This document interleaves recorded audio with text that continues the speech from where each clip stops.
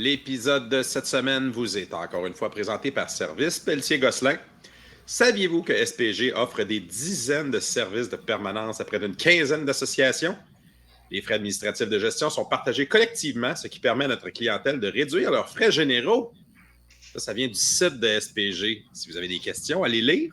Il y a même des citations de gens que je ne connais pas. Marguerite Yourcenar, je vais lire sur le personnage. Donc, c'est notre commanditaire pour cette semaine. Merci à SPG et bon podcast.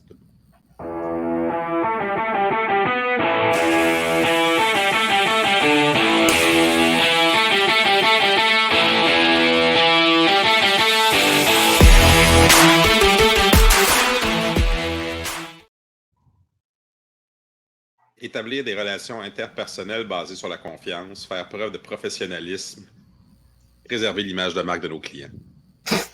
Bonne valeur, ça, Frank. Je sais, mais en disant ça, tu me rappelles que mon site Internet n'est plus à jour. Parce qu'on a 20 associations et non pas 15. Ah, je pensais que tu voulais plus t'occuper des valeurs des clients. Ah non. Le pire, c'est que j'ai un nouveau site Internet qui est bâti, qu'il faut juste qu'il soit mis en ligne depuis 1 an et demi. Mais il y a des nouveaux textes que j'ai pas eu le temps d'écrire. Bon, ben, tu vois, ça me donnera l'occasion d'aller retourner fouiller dans les nouveaux textes. Hey, bonjour tout le monde. L'équipe est complète cette semaine. La pré-saison est terminée. Avec nous cette semaine, Tam, François MDM, Mathieu et mon éclairage est shit, Sylvain Arbault. Ça, c'est toi parce que t'es trop loin en région. C'est sûr. Tu comprends ça, toi, Eric? Des plafonds cathédrales, mais l'éclairage douteux. Tout l'argent était d'input. Ouais, c'est ça. Tes fenêtres, c'est quoi, seconde main, ça, j'imagine? Non, t'as pas investi là-dedans, focal. C'est des bonnes fenêtres. All right. On a eu une super belle fin de semaine sur la montagne, nonobstant une petite averse, mais honnêtement, ça a été juste ça a rajouté juste un petit peu de piquant sur notre aventure. Retour à la maison. Comme je l'ai toujours dit, un bon match à domicile contre McGill, ça te replace le carabin, ça. Donc, c'est ce qu'on avait au menu et évidemment, une victoire éclatante. Premières impressions, tout le monde. On va revenir tout de suite après sur ce qui s'est passé dans le match, mais petit commentaire, tout le monde, sur votre vibe là, de revenir au Sepsum. Là. Comment vous l'avez vécu? On va commencer avec... Hey, Sylvain, t'étais pas là. On va commencer avec toi. Où est-ce qu'il est mon tableau indicateur? Ça fait 12 ans, j'en veux un! Vous savez l'histoire du tableau indicateur? La première fois que j'arrive en 2005, je sais pas quoi, j'arrive, puis je ne sais pas si je l'avais écrit dans le blog ou pas à ce moment-là, j'ai dit, moi, j'étais habitué à sport professionnel. Fait que tout le monde a des tableaux indicateurs dans le sport professionnel. Fait que là, j'écris quelque chose comme, ouais, mais l'expérience au carabin, c'est un tableau indicateur de marde. En tout cas, minimum, mettons, là. Puis il y a quelqu'un qui me répond, mais voyons, ils viennent de l'installer, il est flambant neuf. Mais moi, je peux te le nouveau, il est dans le mal, Sylvain. OK. Les fondations sont coulées. Ils vont l'installer. Ils vont l'installer. Amazon l'aurait déjà installé. Oui, dans le truc d'Amazon, ça en vient. Mais Sylvain, exactement, Eric, il l'a dit, le scoreboard est dans l'aréna parce qu'il doit être installé sa structure. La structure va être installée quand on va avoir le vrai écran. Écran qui est commandé, puis qui est dans le bateau. En tout cas, il s'en va. Manon, elle a appelé les fournisseurs, elle dit mettez-le dans le bateau, dépêchez-vous. Puis si ça va aller plus vite dans l'avion, foulez dans l'avion. Puis si ça va plus vite, si je vais le chercher moi-même, j'arrive. On va y aller avec la carabin mobile, si on va aller chercher ça. Mais Manon, ce qu'elle voudrait, c'est qu'il soit installé pour la partie contre le Rouge et Or, mais malheureusement, il ne croit pas. Mais tout est là. Quand on dit l'écran est dans mal, mais l'écran est vraiment dans mal. Moi, si l'écran il est là pour la UTech, je suis capable de vivre avec. Là. Ah, mais il va être là. Ça, c'est d'une évidence. Non, mais tu comprends pas l'histoire. C'est qu'il faut être à la UTech pour jouir de l'écran de la UTech. Je l'avais compris, c'est vrai. François, il avait pas l'air à catcher tant. Là. Non, c'est parce que moi, je vois déjà que c'est une évidence. Hey, à part de ça, le retour à la maison, Tam, t'es de bonne humeur. Là. C'était le fun. Une plus grosse foule que je pensais. Ils ont réussi à vendre beaucoup de billets quand même dans la dernière semaine, parce que quand on regardait, il y a une semaine, il restait beaucoup de billets. Donc, le 3500, c'était une belle surprise. Sinon, ça a été un bon spectacle. Outre la pluie de rue pendant un quart et quelques, Ah, mais ça prend qui a ça fait pour, partir pas mal de partisans côté montagne. Qui a fait passer les partisans de la section paire aux sections impaires, qui étaient devenues très populaires soudainement. On voyait ça migrer. On dirait un flux de réfugiés. Toi, François, tes impressions retour à la maison? C'est incroyable comment notre stade est le fun, surtout quand tu compares à ce qu'on avait l'année passée à Claude Robillard. C'est chaleureux. C'est petit, mais c'est chaleureux. La nouvelle surface de jeu, elle est magnifique, mais complètement magnifique. Même si les toilettes sont encore à chier, même si toute cette portion-là n'est pas encore finie de rénover parce que les rénovations sont loin d'être finies, la proximité du jeu, d'être enveloppé par la montagne, ça paraît que tu es chez vous. Tu sais, c'est le fun d'être au chalet, c'est le fun d'être en vacances, mais quand tu reviens à la maison, tu es dans tes affaires. Dormir dans ton lit quand tu reviens, ben, c'est le sentiment que j'avais. Puis le nouveau spot de tailgate est bien. Il est quand même bien, ouais. Oui, c'est Il très faudrait qu'il soit mieux annoncé, peut-être, mais il était c'est bien. que le tailgating, c'est une habitude, hein, puis c'est pas Mais y avait-tu tout du monde au tailgate? Quand même. Bon, nous, il y avait pas mal de notre gang, de nos membres qui étaient là. Il y a à peu près la moitié de nos membres. Mais si on le compare à l'esplanade, parce que moi j'étais. C'est difficile, François. C'est difficile, Sylvain. L'espace géographique, physiquement, n'est pas le même. C'est plus large. L'esplanade, c'était plus vraiment éparse. rectangulaire, sans profondeur. Là, c'est vraiment une espèce de demi-lune, si on veut, ou même de demi-cercle. Donc, quand même, plus d'espace, peut-être, en tout cas visuellement, avec moins de concentration de gens. On voyait pas les tentes des commanditaires. Des sponsors, des commanditaires. De l'autre côté. Pas. Puis, il y a aussi le fait qu'il y avait moins de gens qui étaient juste en transit vers l'entrée du stade. Donc, ça enlevait des gens dans le tailgate. Et on n'avait pas non plus là, une crowd de rentrée là, où il y a du monde qui arrive 4 heures en avance, puis ça tailgate comme des bons. Donc, tu sais, un dans l'autre, c'était correct, là, mais c'était pas comparable à l'époque des tailgates. L'autre chose, c'est que les gens... même, sauf que les gens qui sont pas abonnés aux infolettes des carabins et tout, il faut qu'ils sachent qu'il y a un tailgate qui existe, puis c'est là. Exactement. Mais est-ce qu'il y avait un food truck? Tu peux acheter du stock? C'est similaire à ce qu'il y avait sur l'esplanade? Oui. Il n'y avait peut-être pas autant de fournisseurs, mais tu sais, je pense que ça va se placer aussi en cours de route. Là. C'est un début, mais il y avait des promotions. Là. Il y avait Coors qui était là, mais non, c'était pas. Les tentes de nos commentaires sont là. Non, puis. Mais ça ne se compare pas à ce qu'on a eu l'année passée. Tu sais, même si l'année passée, c'est une esplanade qui ressemblait à ce qu'on avait, là, c'était plus. L'année passée, il fallait se dépêcher de rentrer parce que sans ça, tu étais assis dans le pit. Mais c'est ça. Mais là, on a l'habitude avec le Sepsum que si tu es assis, si tu sors du métro puis tu es dans le tailgate, tu entendais le son puis tout le kit de la musique. Là, la musique est moins forte puis tout le kit. Puis ils nous mettent dehors plus de bonheur aussi parce que la sécurité est moins là. Mais c'est très bien. C'est une belle zone tampon puis c'est vraiment mieux que rien sans farce. On va réussir à faire de quoi? Puis on a de l'espace. Nous autres, les montagnards, on a de l'espace. Là. On a toujours le même spot puis on va avoir de l'espace en masse. Là. Pour y venir en masse, il y a de la place. Cool.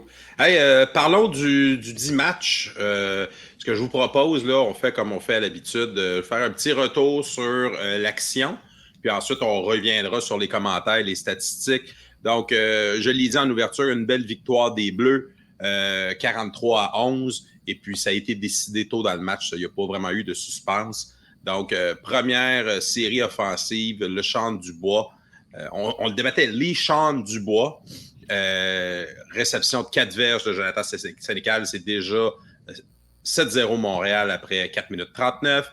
Boyer ajoute 3 points quelques minutes plus tard à 9 minutes. Ensuite, on a Couture de McGill qui rate et va chercher le fameux point, le rouge. Deuxième quart, on a Couture qui inscrit McGill au pointage avec 4 points. Ensuite, Boyer, c'est à son tour de rater. Non, je crois que c'est un botté dégagement, ça, pour faire 11-4. Et là, avant la fin de la demi, on a Hassan Dosso, superbe réception de 31 verges de Jonathan Sénécal, qui nous amène ça 18-4. On a McGill qui a tenté quelque chose qu'on est encore en train de se gratter à la tête, qu'on n'a pas encore compris, une espèce de drop kick. Et ça a créé un revirement. Donc, les Carabins reprennent le ballon en zone offensive en dedans d'une minute, ce qui permet à Alex Jones Dudley de recevoir une passe de 30 verges de Sénécal pour amener ça 25-4. Et là, ça devenait déjà hors de portée. En deuxième demi, on a Glody Moussa, 5 verges en plein centre, presque intouché sur une autre belle séquence offensive. 32-4 Montréal. On va s'échanger des touchés en fin de match, à la fin du troisième quart. La Rose de 13 verges de Sénécal.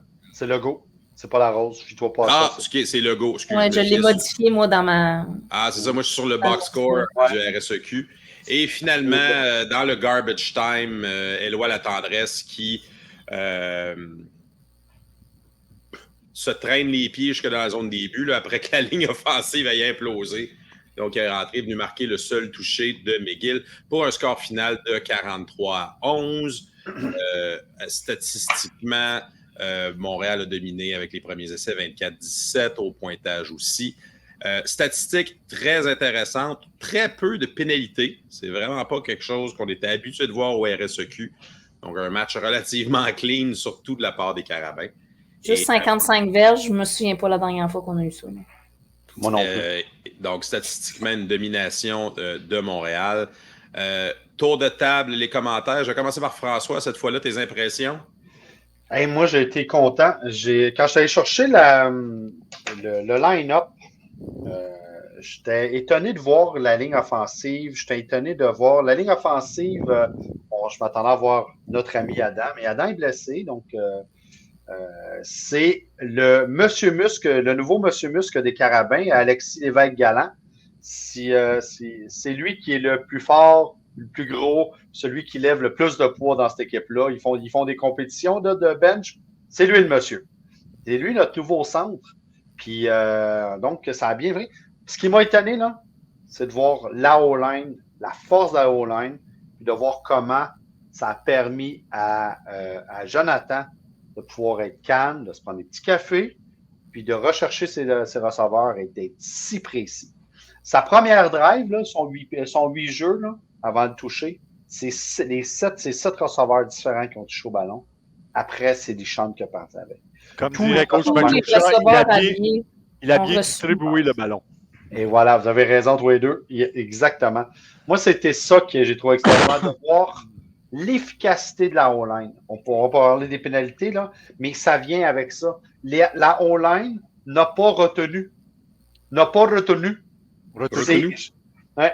Alexandre Levac, left tackle. On l'avait mis au centre, il a été garde, mais là, ils l'ont mis left tackle, qui est souvent la position la plus importante là, pour un arrière droitier. Il a été une brute. Si vous pouvez juste aller réécouter les meilleurs moments que les Carabins ont mis, regardez son travail. À aucun moment, Jonathan est même menacé. Moi, c'est ça qui m'a vraiment impressionné. Parce que, je l'ai dit, on l'a dit 1000 fois, je pense sérieusement que beaucoup des problèmes de l'an passé découlaient de la O-line, du fait qu'il n'était pas capable de protéger Jonathan et surtout qu'il n'était pas capable de créer le jeu. Mais t'affrontes l'adversaire que t'affrontes, Frank, aussi. Là. Je suis d'accord que... Donne-moi un joueur de la D-line de McGill. Avant, il y avait Archibald, puis il y avait je sais pas qui. Là, je sais pas c'est qui par tout. Je suis d'accord avec toi là-dessus. Je suis d'accord avec vous autres que les Carabins ont affronté un manchot pas de pied. Je le comprends, OK? Mais ça reste que, malgré ça, c'est des joueurs de talent et qui n'ont pas fait aucune erreur. OK? Aucune erreur. Puis, McGill est souvent une bête noire des Carabins. Là. Donc, la bête noire, c'est Sherbrooke, là, mais...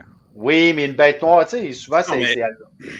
D'essayer de retenir Éloi puis de le garder à un rythme, puis ça a toujours quand même... Écoute, pas toujours. Historiquement, comme je disais, McGill a toujours été un peu le punching bag, là, mais les dernières années, c'était plus compliqué dans toutes les facettes. Éloi a bougé son ballon samedi, mais comme toujours, ils ne sont pas capables de finir. Un affaire que personne n'a parlé. Avez-vous vu les statistiques de Joe Sénécal? 25 en 29. 25 en 29, là-dessus... il y a deux ballons qui étaient directs dans les mains de ses receveurs qui ont été échappés. Puis il y en a un qui est un super joueur défensif. Du début de McGill, joueur. C'est ça qui arrive quand on enregistre à 9h20. Lâche l'apéro, Sylvain. Mais Sylvain, tu as raison. C'est la fluidité de l'attaque. Ça avait de l'air facile. Joe était aussi bon qu'on le sent. Tout avait de l'air facile. L'attaque avait de l'air facile. Quand il joue de même, moi, je veux qu'il essaye la deep à toi. À toi, pas qu'il recule. Deep. C'est bien trop le fun. Ça se prépare une deep, tu peux pas juste faire ça. Mais quand il l'a fait, au bout des doigts c'est Dudley, puis il y a eu Dosso aussi qui l'ont eu, et même Riopel en plein centre. Les passes étaient comme Charles-Antoine, directement sur l'épaule extérieure, où seul le receveur peut l'attraper. Mais celle à Riopel en plein centre, c'était quelque chose de supérieur. Il n'y a pas un DB qui peut empêcher ça. Riopel était à full pin, il se retourne, le ballon rentre comme un laser direct dans les mains. Et le DB, il dit merci, il dit bravo. Là. Il peut pas rien faire. C'est Jonathan, c'est le meilleur qu'on a vu. Là. Je pense pas qu'on l'ait vu. Il est en santé, puis ça paraît. Mais je pense pas qu'on a eu. Tu sais, il y en a eu des grosses games, là. Mais la différence avec celle-là, et on pourra rappeler qu'on jouait contre McGill, donc un manchot. Pour mettre ça en contexte. Ouais, mais c'est la première fois depuis que Jonathan joue pour les Carabins qu'il ne court pas pour sa vie. Il est resté pocket complètement. Il n'a même pas couru pour faire des premiers jeux. Exactement. Et, tu sais, là, Jonathan est tout le temps bon pour sortir, pour se sauver justement d'un sac, faire son petit spinorama, puis lancer sur un. Mais il n'a pas eu besoin. Ce que Éloi a fait toute la journée. Ce qu'Éloi a fait. Hein. Mais pour rester dans le même sujet, on parle de Joe en long et en large, mais la course nous a pas donné. Il n'y a pas eu de belles courses spectaculaires, disons. Il y a une coupe de trucs hors l'aile. Chabot a eu une coupe de poussée. Mais je parle d'un tailback qui fait un job de tailback. Non, mais il y a eu quelques courses. Il faudrait que je vois. Là, il y a eu un diverge notamment. Là, mais c'est ça, mais c'est correct si le reste est balancé. C'est exactement. Moi, là, je sais que ça n'a pas été spectaculaire. Ils nous donnaient le jeu aérien. Ils ont pris le jeu aérien. Mais à l'affût a été relativement bon. Tu sais, à un moment donné, il passait les trous qui ont été créés. Chabot, ça a été bon. Là, sur ton tableau, c'est l'erreur du RSEQ avec Saint-Cyr, mais on sait c'est les champs du bois a été pas fait. Je te dis pas que c'était la meilleure journée à la France au sol, mais la vraie question, c'est... Pour un premier match de saison, c'est déjà mieux que ce qu'on faisait l'année passée. Mais la question, c'est qu'est-ce que va être l'air post-Bertrand Beaulieu là, en course? Là? Mais moi, j'ai bien aimé le petit à l'affût. Par contre, là, Tam, tu n'as pas parlé encore, mais... Oh, Eric, tu n'as plus de son. Mais Tam, tu n'as pas parlé, mais est-ce que je suis seul à avoir trouvé la défensive un peu louche? À un moment donné? Début de match, surtout. Mais tu parles de la défensive, je regardais le scoreboard. Avez-vous ça, les noms des plaqués? On est quand même dans une nouvelle mouture de l'équipe, là. En même temps, si on prend la défensive, il y avait juste 2 joueurs qui n'ont pas été habillés l'année passée. On a quand même roulé 2 lignes, 2 fronts défensifs quasiment tout le match pour la ligne défensive. Là. Je m'attendais à ce que ça soit un peu plus stable vu le départ de plusieurs de nos D-line. Mais probablement qu'il y avait une espèce de... Ils ont quand même roulé, là. Mais probablement qu'il y avait une espèce de test aussi, là, surtout de la façon que ça allait bien, en disant qui va mériter le poste de partant ou qui va avoir plus de départ. Par bout, ils ont réussi à pénétrer la ligne de McGill par moment, mais il manquait leur plaqué. Ouais. Mais là, c'est sûr que la cible était bonne pour se sauver aussi. Là. Ouais, mais quand même. Fontenard est arrivé, je pense, 4 fois devant Éloi, puis Éloi le contournait comme si c'était une bouche. Là. Ouais. Tu vois, là, dans les plaqués, on a Ojo à 4, Doyon à 4. Ensuite, on a Gauthier, Lagacé, Messiane à 3,5-3.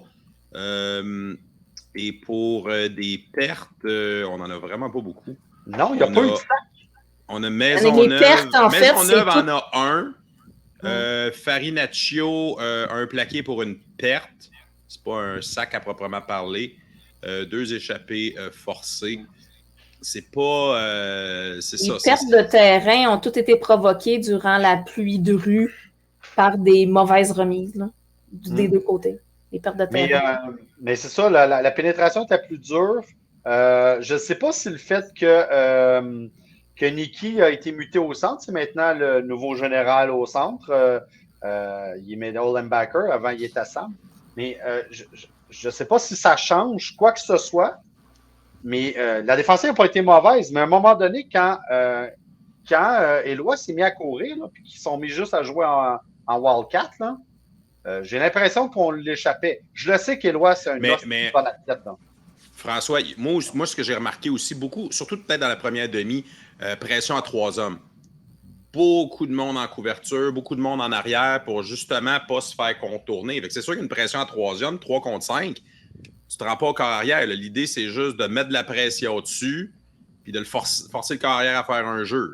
En parlant de la défensive, il y a un point qui sera à soulever, c'est avez-vous vu les 3 hits majeurs qui ont assaisonné le match?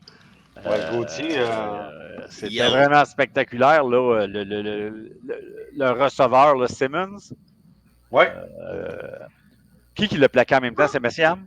Gauthier, il l'a plaqué en même temps qu'il recevait le ballon. Et tabarouette, j'ai revu on l'a pas vu de la game, hein? En dessous des aisselles, je veux dire, c'était... Il est revenu au 4e quart, il a attrapé non, mais il est revenu ballons. au jeu, mais il était plus le même joueur. Ouais. Mais McGill utilise mal ce receveur-là. Là. Il l'utilise tout le temps. Il fait faire des tracés courts en crochet alors qu'il devrait faire des tracés longs parce que c'est ton meilleur receveur. En tout cas, c'est leur choix de jeu. On va parler brièvement de l'autre match dans le RSEQ la semaine dernière. Là aussi, un peu une formalité. Laval qui visitait les Verts à Sherbrooke. 37-14 le pointage. Encore une fois, Sherbrooke, comme McGill, a compté leurs points dans le garbage time dans le 4e quart. Sherbrooke n'avait pas d'attaque, pas capable d'avancer. Laval a mal starté le match, a pogné beaucoup de punitions, a donné des bons positionnements de terrain à Sherbrooke, puis Sherbrooke était incapable de convertir. C'était juste 6-0 Laval à la fin du premier quart. Si Sherbrooke avait pu moindrement... le play calling de Sherbrooke, en tout cas en première demi, c'était du play calling de collégial, course. Ben, c'est parce que tu as juste 3 essais, mon homme, pas 4. Mais diriez-vous que c'est parce que Sherbrooke avait une offensive poche ou Laval avait une défensive dominante? Ils ont échappé beaucoup de ballons. Marchand a échappé 3 ballons de mon souvenir. Et des passes qui étaient dans les mains. Là. Peut-être que la passe était peut-être sur l'épaule ou quelque chose, mais en théorie, le receveur aurait dû le pogner. Puis plusieurs où les receveurs étaient démarqués. Là. Puis ils s'entêtaient à faire de la course au centre aussi. Là. C'est arrivé 2-3 fois qu'ils ont fait 2 jeux de course de suite. Sur du 2 et long. Laval ne m'a pas impressionné. Il faut faire ça contre Laval. Puis il m'a vraiment pas impressionné, mais ils ont été opportunistes. Laval est juste une meilleure équipe. Fait qu'ils ont pris tous les petits jeux puis que Sherbrooke qui donnait. Ils ont juste des meilleurs athlètes, mais Robichaud, il n'était pas là en première demi. Puis s'il avait fait un changement plus tôt de corps arrière, le match aurait été différent parce que quand l'autre QB est rentré, le ballon bougeait plus. Exactement. Est-ce que ça se peut que, un peu comme nous la semaine passée, on avait probablement l'unité B de Laval sur le terrain aussi. Puis je sais ce que vous allez me dire, l'unité B de Laval en vaut bien d'autres, là. Mais ça reste que c'était pas les partants. Je sais pas, mais à un moment donné... Là, le choix de jeu était différent aussi. Ils ont ouvert le livre de jeu, ce qu'ils ne faisaient pas en première demi. En première demi, était, comme je te dis, c'était... J'ai l'impression que j'écoutais un match de collégial. Là. Ça courait trop pour du universitaire. Tu peux pas espérer enfoncer Laval. Je ne peux pas espérer passer au centre par la course avec... Mais Laval n'a pas été extraordinaire, sans farce. Là. Il y a qui fait le play calling pour Sherbrooke? C'est-tu Picard ou c'est Lejeune? Oui, ça semblait être Picard. Ouais. T'sais, donc, c'est pour ça que c'est du jeu au sol. Hein, c'est un ancien O-line. Il va favoriser le sol. Mais César, là, l'ancien du Vieux-Montréal... Le O-line n'est pas mauvais. Le porteur de ballon n'est pas mauvais. Là. Il vient vraiment pas mauvais. Là. Ça va faire longtemps qu'ils n'ont pas eu un bon porteur de main. Puis ils ont des bons receveurs aussi. Là. C'était une mauvaise journée. Laval, ça va être à voir qui va rester blessé, là, parce que là, c'était le 3e porteur de ballon qui était habillé comme partant. T'as Muganda puis Doff qui sont blessés. Puis ça n'a pas été extraordinaire. Là. Comment il s'appelle? Tu t'enlèves Mittal de l'équation, puis ils n'ont pas d'attaque. Là. Non, parce que là, ça a été... c'est qui courait? Rushing. Leblond. Leblond, puis après, ça a été Vital. Vital a plus de portée. Mais il a embarqué fin du deuxième quart. Ouais. Mais tu sais, 13 portées pour 27 verges, une moyenne de 1,2. Là.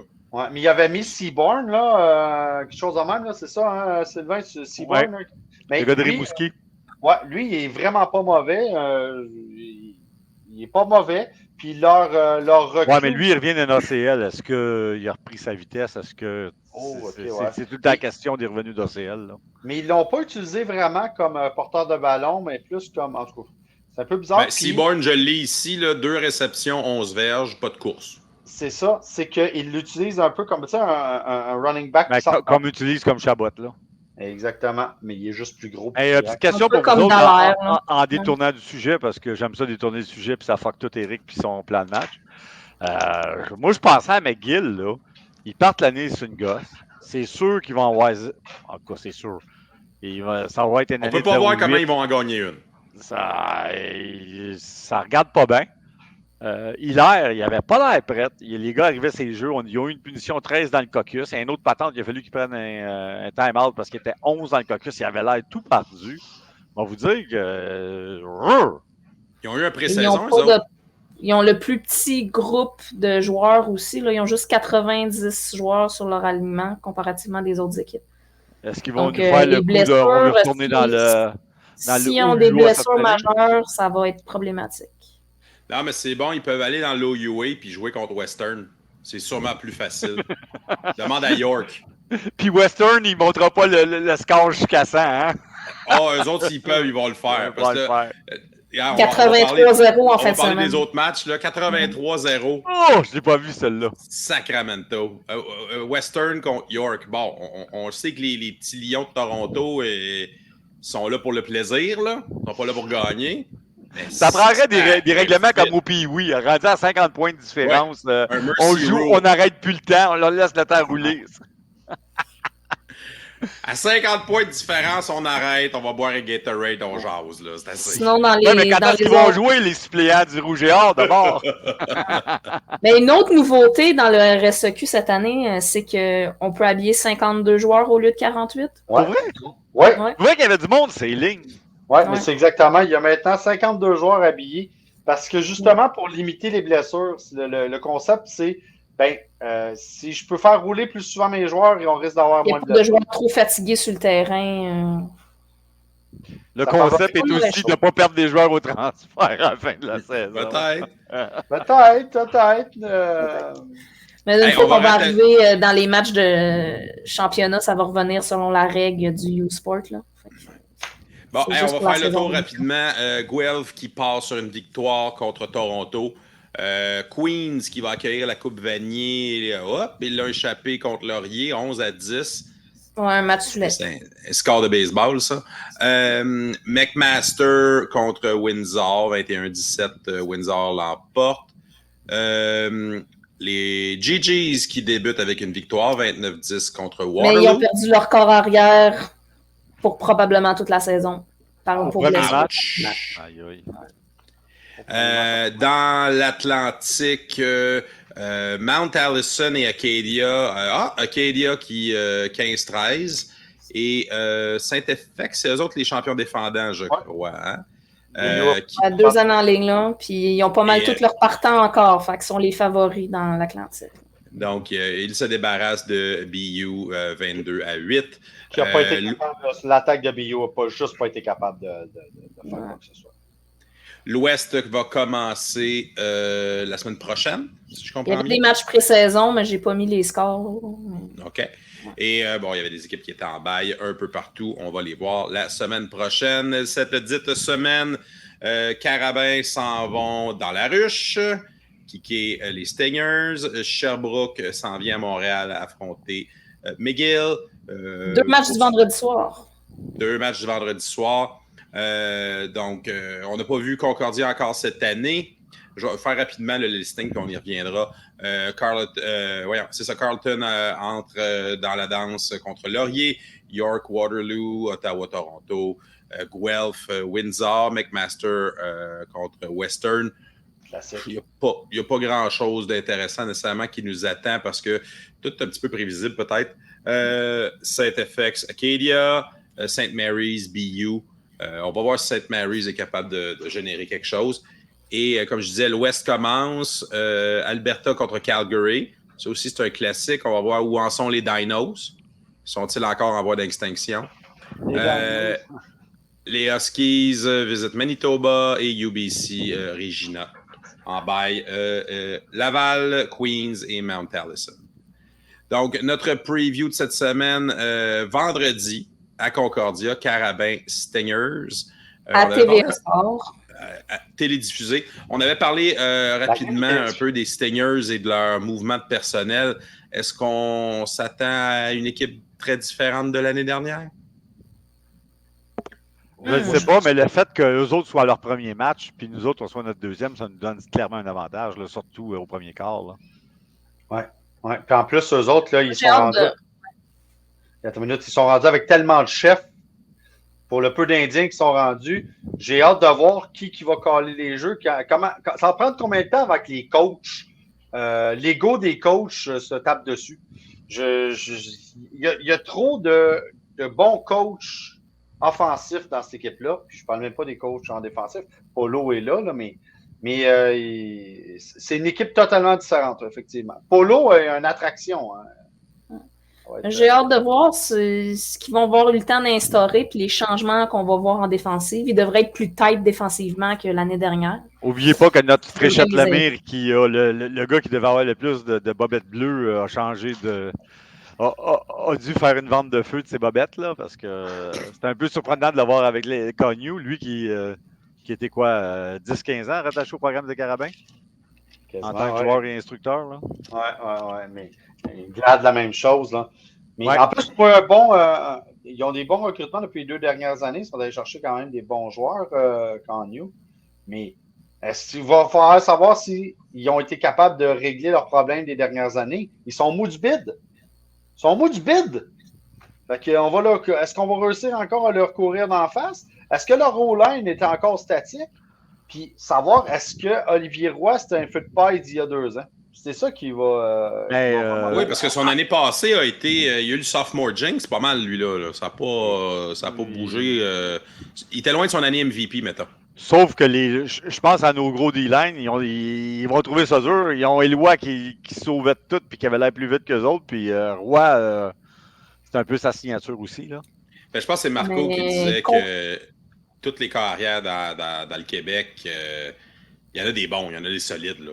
Fait, toutes les semaines que tu rentres sur le terrain, une statue de la liberté qui ne bouge pas, là, il n'y en a pas beaucoup là, de ça. Là. Côté talent, ça fait longtemps qu'on n'avait pas vu ça chez toutes les équipes, côté QP.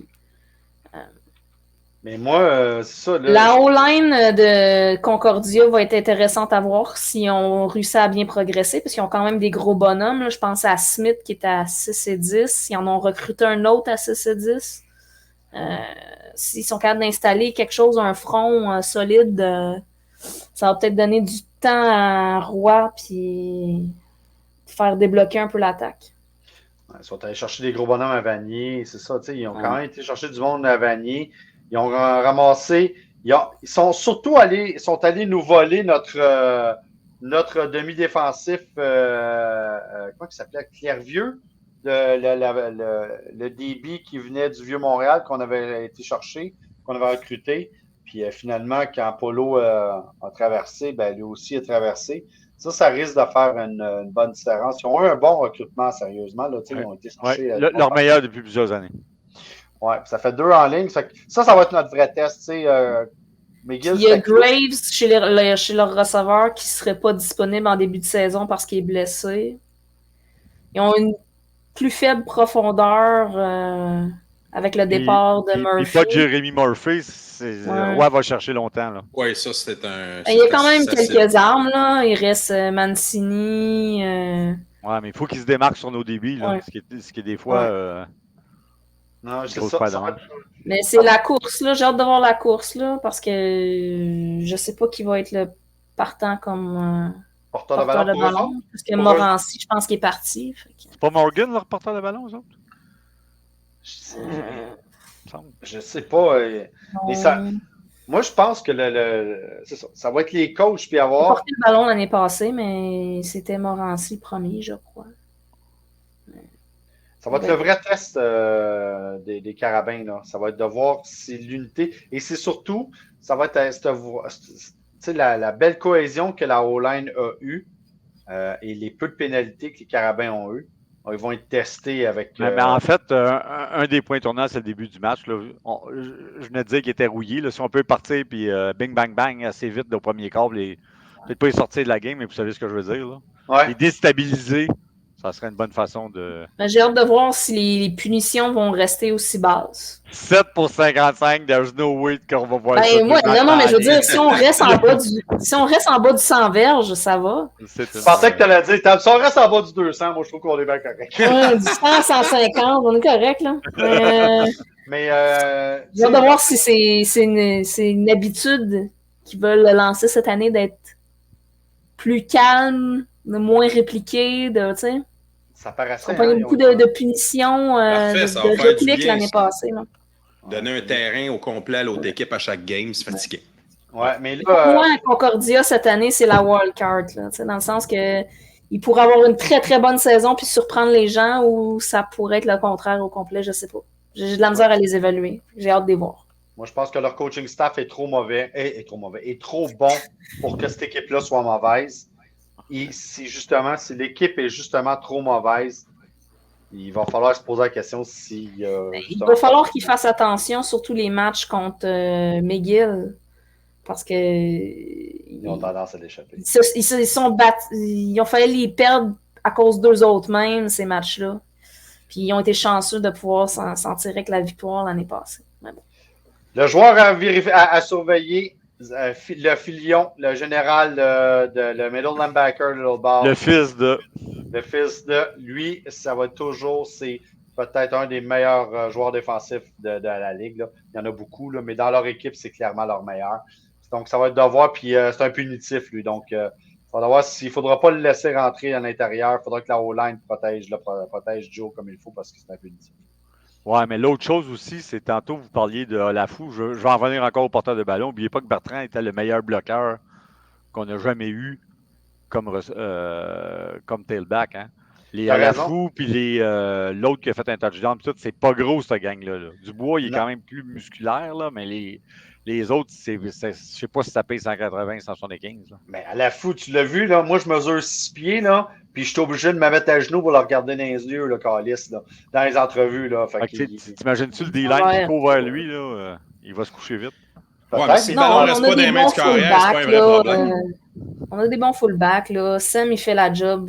Ouais, mais il faut que ton tailback fasse du bloc pareil, là. Tu t'en sors pas, là.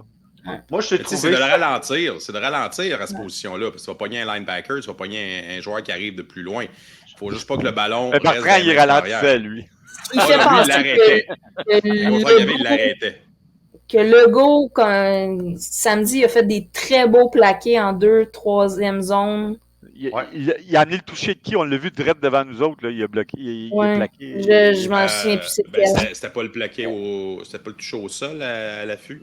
Non. Ce qu'on a eu juste devant nous autres, là, c'est un jeu qui a permis justement à l'affût de courir. Mais ah oui, c'était sur le jeu suivant. Il a tellement plaqué que l'autre est en tabarnak, il a perdu son casque. Oui. Puis, pour se venger, qu'est-ce que Joe a fait? Il a sacré une passe dans les mains. Et c'est ce qui a fait Legault. C'est vrai.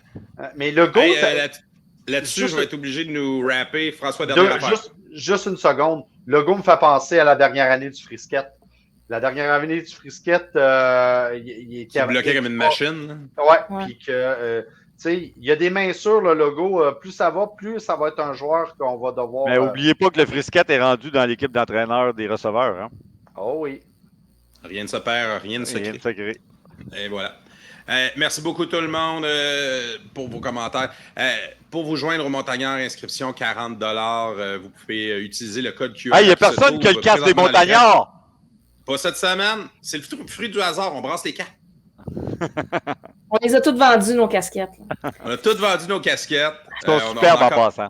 On en commande d'autres. Donc, j'espère qu'on va les avoir avant la fin de la saison. Si c'est le cas, vous pouvez être certain qu'on va vous le mentionner. Donc, pour le reste, pour suivre les montagnards, ben, c'est Facebook, c'est X, c'est Instagram, c'est Trends, @montagnardmtl, sur YouTube, les Montagnards Montréal. Et le podcast était présenté par SPG, la solution pour les associations. Allez voir leur site web avant qu'ils changent. Citation historique. Bonne soirée tout le monde.